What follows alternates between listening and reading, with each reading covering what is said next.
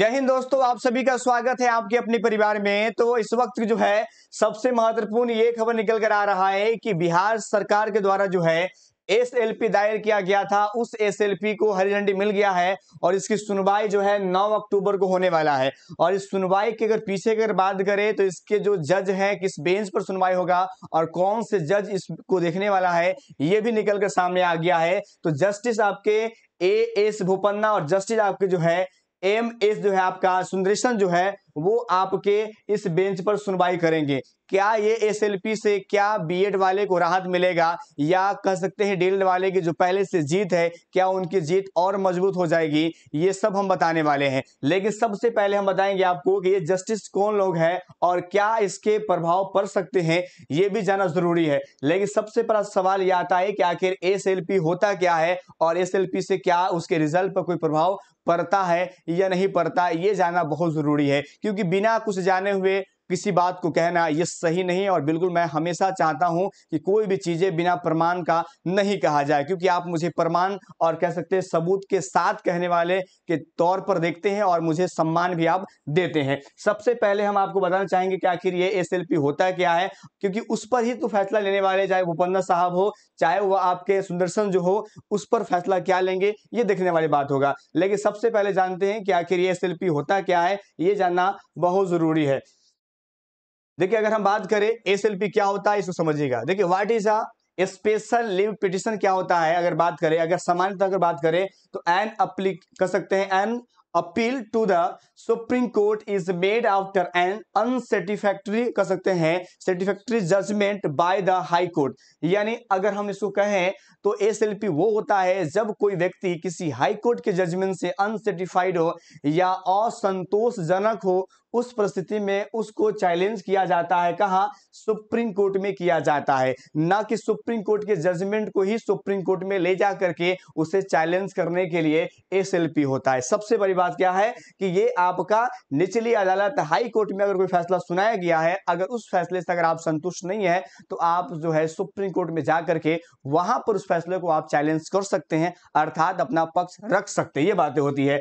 कभी ऐसा होता है अगर बात करें तो डायरेक्टली भी आप सुप्रीम कोर्ट जा सकते हैं, अगर कोई कोर्ट अगर इंडिया के है उसने आपको किया होगा। और ये आर्टिकल्स नंबर 136 आपको बताता है ये आपका संवैधानिक अधिकार है। लेकिन मामला यहां पर कुछ अलग है, क्योंकि बिहार में जो किया गया है पहले उसको समझते हैं। और बिहार की अगर बात करें तो ये आपका जो है केस है और इसको आपने जरूर देखा भी होगा और इससे बहुत कुछ स्पष्ट भी हो रहा है कि आखिर इसका मकसद क्या है। और कहा जा रहा है कि 300 पेज का जो है पूरा डाटा तैयार किया गया है और सुप्रीम कोर्ट में जो है बीएड के पक्ष के रूप में बिहार सरकार प्रस्तुत किया। आइए इसका सच बताते हैं आपको। सबसे बड़ी बात है कि अगर इस केस की बात करें तो केस जो है द स्टेट्स ऑफ बिहार और टेट एसोसिएशन टीचर कह सकते हैं कि टेट टीचर एसोसिएशन के कह सकते हैं कि दरमियान है। वेसिस का मतलब होता है कि दोनों के बीच में है।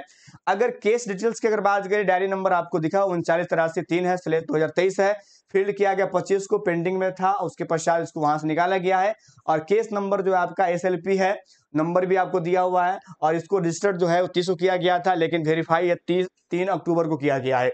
अगर हम प्रेजेंट अगर बात करें कि लास्ट लिस्टेड की अगर बात करें तो 9/10/2023 को सुनने जा रहा है, जहां पर ऑनरेबल आपके जस्टिस जो है बोपन्ना साहब है और आपके सुंदरसन साहब है, 2 जज है जो इनको सुनने वाले हैं। अब यहां पर मामला आता है स्टेज और स्टेज की अगर बात करें, स्टेटस और स्टेज की बात करें तो pending motion hearing phrase for admission कर सकते हैं, एडमिशन सिविल आपका केसेस है। अब एक बात समझिएगा क्योंकि आपको जानना बहुत जरूरी है। अगर यहां पर अगर हम स्टेटस की बात करें, यहाँ पर पेंडिंग की बात हो रहा है और मोशन हियरिंग की बात हो रहा है और fresh for admission civil cases हो रहा है। यानी कहीं से इस बात का पूरा इंडिकेट नहीं मिल रहा है कि ये मामला वही मामला होने वाला जिस मामले को लोग बता रहे हैं कि ये बीएड बनाम डीएलएड का मामला है, ऐसा कुछ नजर नहीं आ रहा है। क्योंकि यहाँ पर पेंडिंग का मामला हो रहा है और सुप्रीम कोर्ट में एसएलपी दायर किया गया है। क्या ये एसएलपी इस आधार पर किया गया है, क्या ऑनरेबल कह सकते हैं कि हाई कोर्ट ऑफ बिहार जो पटना है उनके आधार पर किया गया है कि सुप्रीम कोर्ट के फैसले को चैलेंज किया गया है? जहां तक मुझे जानकारी है कि सुप्रीम कोर्ट के फैसले को चैलेंज करने का माध्यम एसएलपी नहीं होता है। क्योंकि एसएलपी इसलिए नहीं होता है क्योंकि एसएलपी वो लोग कर पाते हैं जब उनको हाई कोर्ट से इंसाफ नहीं मिलता है। क्योंकि आपको पता होगा आपने सीटेट के सर्टिफिकेट पर भी आप जाइएगा तो वहां पर आपको जो है एसएलपी मिल जाएगा। यानी कहने का मतलब हुआ कि वहां पर भी अगर आप जाइएगा तो आपको एसएलपी मिलेगा। इससे यह स्पष्ट होता है कि वहां की जो हाई कोर्ट है यानी राजस्थान की जो हाई कोर्ट है उन्होंने बीएड को बाहर किया था, और बीएड को बाहर किया था तो वहां के लोग जो है वो सुप्रीम कोर्ट पहुंचे थे, और वहां पर सुप्रीम कोर्ट में उन्होंने एसएलपी किया था ताकि मुझे इंसाफ मिले। तो एसएलपी वो होता है जब जूनियर या हाई कोर्ट के फैसले को चैलेंज किया जाता है, या कह सकते हैं कि उन पर सुनवाई के लिए। लेकिन यहाँ पर किसके फैसला को, क्या हाई कोर्ट के फैसला को किया गया? हाई कोर्ट का फैसला ऑलरेडी जो है वो बीएड के पक्ष में नहीं है, तो सुप्रीम कोर्ट भी जो है इस फैसले को नहीं करेगा। इसके आधार पर हम कह सकते हैं कि सीधे तौर पर अगर बात करें तो पूरे तौर पर एक कह सकते हैं कि बीएड वालों को साथ में थोड़ा सा खुश करने के लिए, या हो सकता है कि बीएड वालों का पक्ष रखा गया हो ताकि उन लोगों को भी कह सकते हैं उम्मीद लगे कि सरकार हमारे लिए काम की है। लेकिन इस प्रमाण के आधार पर कहीं से साबित नहीं होता है कि यह मामला डीएलएड बनाम बीएड होगा, और नहीं कुछ यहाँ पर ऐसा होगा जहां पर आप उसको चैलेंज कर सकते हैं, क्योंकि यहाँ पर जज भी चेंज है। क्योंकि जज जब चेंज होने के बाद में मामला बदल जाता है, जब सेम मामला होता है तो उन्हीं जज के पास जाता है जो इस मामले को गंभीरता से देखे हुए रहते हैं, और एसएलपी से तो चेंज होने के नामे नहीं है, तो कह सकते हैं ये नाम मात्र है और ऐसा कुछ होने वाला नहीं है। और 9 तारीख को भी वही होगा जो 11 अगस्त को हुआ, क्योंकि 11 अगस्त की अगर बात करें तो 11 अगस्त का जजमेंट आपको हम बता देते हैं। 45 पेज में जो है 11 अगस्त का जो है जजमेंट आया था। मैं दिखाना चाहता हूं आपको। 11 अगस्त की बात करें तो 11 अगस्त के जजमेंट जो है, 11 अगस्त का जजमेंट जो है वो लगभग आपको बताते हैं कि वो 45 है ना, 45 पेज के साथ में आया था। उस जजमेंट को अगर आप देखेंगे तो यहाँ पर स्पष्ट किया गया है, तो उस जजमेंट में किसी प्रकार का बदलाव या कुछ होने की संभावना लगभग न के बराबर है, ऐसा हो भी नहीं सकता है। लेकिन हाँ, कहने के लिए कुछ भी हो वो अलग बातें हैं, लेकिन ऐसा कहीं पर भी आपको देखने को नहीं मिलेगा। देखिए ये 11 अगस्त का जजमेंट है, और इसके अगर हम जज की बात करें तो किन के द्वारा दिया गया था और क्या क्या एविडेंस था, क्योंकि एसएलपी के माध्यम से दिया गया था, क्योंकि ये चैलेंज किया गया था ना हाई कोर्ट के जजमेंट को, उस आधार पर दिया गया था। आप देख सकते हैं इनको, ये लगभग 46 पेज का यहाँ पर है। इसको हम पेज स्क्रॉल कर रहे हैं, अंतिम लास्ट पेज पर मुझे जाना है, लास्ट पेज पर हम जाने का प्रयास कर रहे हैं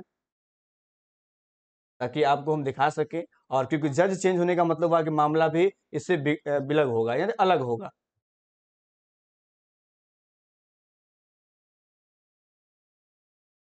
फिर हम लास्ट पेज पर आपको ले जाते हैं, क्योंकि ये कोर्ट का जो मामला ऑलरेडी पहले से जा चुका है और पहले से इस पर फैसला आ चुका है। तो जब फैसला आने के बाद में आपके पास उतनी अधिकार नहीं होता है कि आप उसको चैलेंज करें। देखिए यहाँ पर अनिरुद्ध बोस जो है आपका, इसके द्वारा जो है अधौला कह सकते हैं धौलिया, इनके द्वारा जजमेंट दिया गया था। तो ये जजमेंट उनके पास नहीं जा रहा है, इसका मतलब हुआ है कि ये ऑलरेडी जो है वो किया गया है, और कहीं ना कहीं कह सकते हैं कि सारा कुछ जो है ना जा चुका है। मतलब कोई फैसले चेंज होने की बातें नहीं है, और एसएलपी जो है वो चैलेंज किसको किया जा रहा है? क्या हाई कोर्ट पटना को किया जा रहा है? ये भी सवाल है। अगर आपके पास में कोई अगर प्रतिक्रिया होगा जरूर टाइप कीजिएगा, क्योंकि हम आपकी प्रतिक्रिया को देखना चाहेंगे। ठीक है, और आपको क्या लगता है कि कुछ बदलेगा क्या, ये भी मुझे जरूर बताइएगा। मिलते हैं नेक्स्ट वीडियो में। जय हिंद, जय भारत।